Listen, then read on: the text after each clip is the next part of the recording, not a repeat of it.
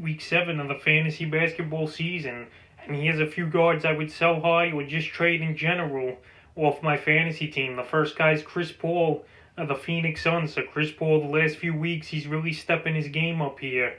On the season, he's ranked number 35th, averaging 16 points a game, 4.8 rebounds, 8.7 assists, 1.2 steals, 1.2 threes a game, 96% from the foul line, 47% from the field is Paul. In the last couple weeks, he's ranked the 16th best player in fantasy, 21.9 points a game, 5.3 rebounds, 8.9 assists, 1.9 steals, and 50% from the field. So Chris Paul, he's playing at a high level. This Sun team, they're playing pretty well right now, winning the last 3 in a row here. And Paul, he's had a couple big games, the last few games here.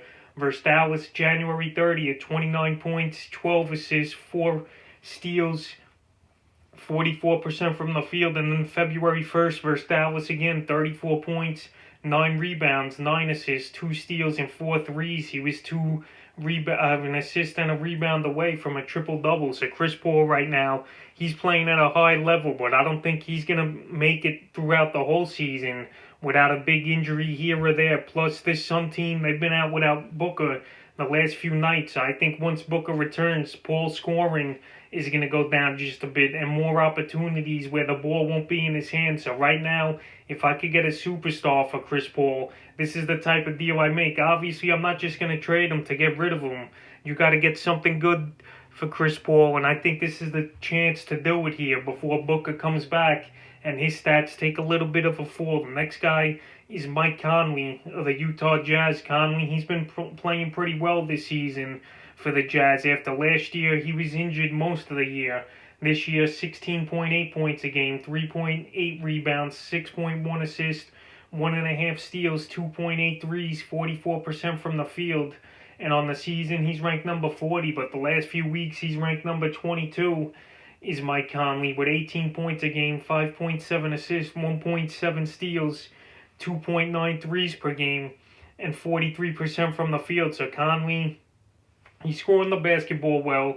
He's getting some rebounds. His assist numbers are good, but he's another guy. I don't know if he's going to be healthy the whole season here. And in back-to-backs, I could even see Utah benching him in those ball games with their great record so far on the season. So if I could get a good deal for Mike Conley, or him and someone else in a 2-for-2 deal, or even him and someone else for a big star, this is the time to do it, because I don't think Conley, he's going to maintain these stats, and his value, I think, is at its peak right now, where I don't think he'll get any better than this, is Conley. So if Conley's on your team and you're looking to sell him high, this is the best chance to do it here in week 7 of the season. So he's the second guard I would look to sell high. The third one is Joe Harris of the Brooklyn Nets. Joe Harris, he's a good player, no doubt about it. But the Nets, they got the big 3 over there, and Harden, Durant, and Kyrie Irving, obviously.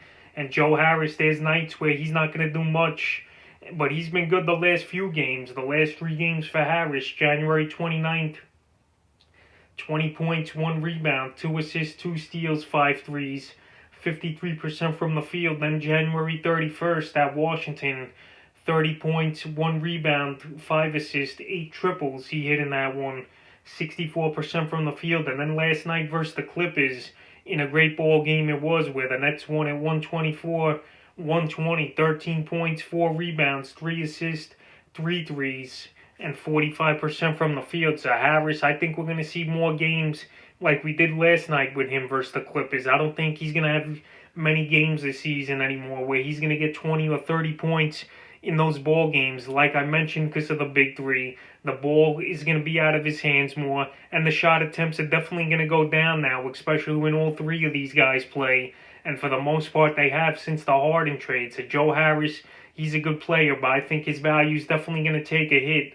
And right now, after having a couple big games in his last 3, his value's at a good point to sell him high right now. The fourth guard I would look to trade high or sell is Jrue Holiday of the Milwaukee Bucks here. Holiday on the season, he's ranked number 21 with 16 points a game, 4.9 rebounds, 5.3 assists, 1.9 steals, 2 threes a game, 82% from the line, and 48% from the field. So Holiday, he's playing good. And the last few weeks, his numbers have bumped up just a bit. 18 a game, 7 rebounds, 5.8 assists, 2 steals, 2.8 threes, 45% from the field. But Holiday, I just don't know about him, man. Early in the season, he was struggling for the most part, was Holiday, with single-digit games, was just scoring 12 or 15 points. But the last few games, he's definitely stepped it up. 22 points on the 29th with 9 rebounds, 5 assists, a steal, and a block. Then the 30th, 21 points, 5 rebounds, 5 assists, 2 steals, 2 blocks.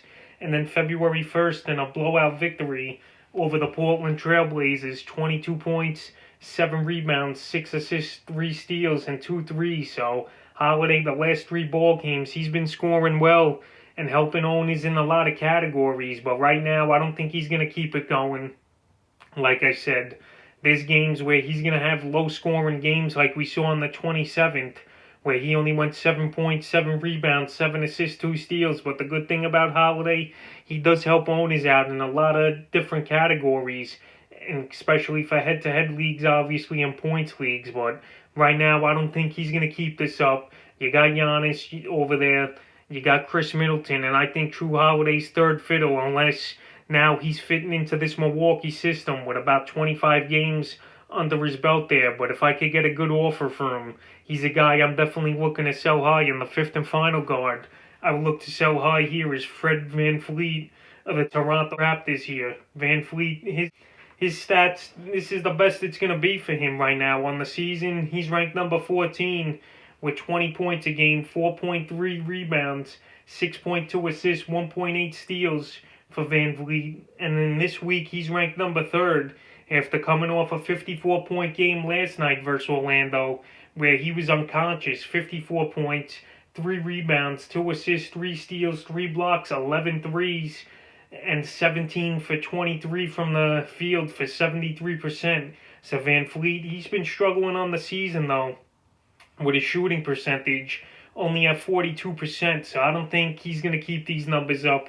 And now after a guy goes for 50, everyone's shocked and they want him on their fantasy team. So VanVleet, after this 54-point game, I think you could trade him off in a 1-for-2 deal, or you could trade him straight up for a top-flight guy who was drafted in the 1st or 2nd round this season. Because after a game like this, I don't think it's going to happen again. He hit 11 threes. He shot 73% from the field, and his value's at an all-time high now. He just had one great night where he couldn't miss, even though he's a good ball player, no doubt about it. But if you want to sell him high, this is obviously the perfect time after a 54-point game. So that's a few guards I would look to sell high or trade here in Week 7 of the fantasy basketball season.